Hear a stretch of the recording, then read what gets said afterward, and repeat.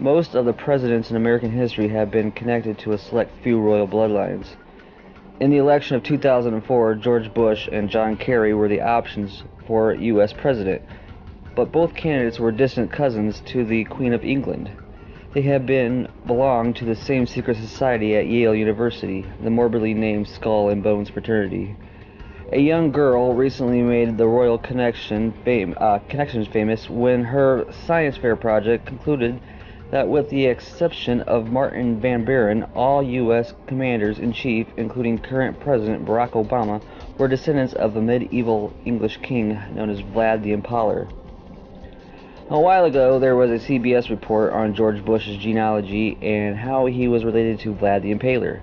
I never knew who Vlad the Impaler was, so I never looked into it.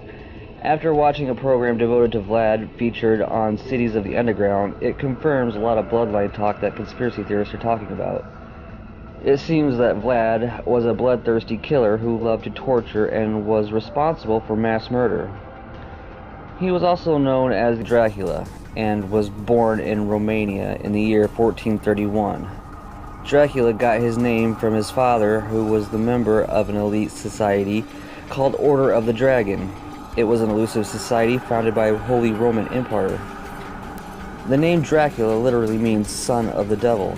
The ironic thing is that Bush and Obama are also relatives of Princess Diana. In other records, they are related to Prince Charles. Princess Diana was not a commoner, as some would lead you to believe.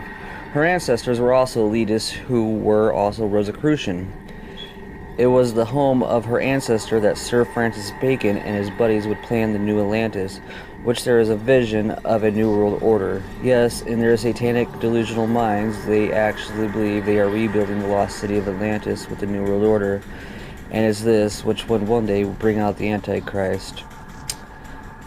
The Bible warns of peerless times in the end times, and we are definitely living in it.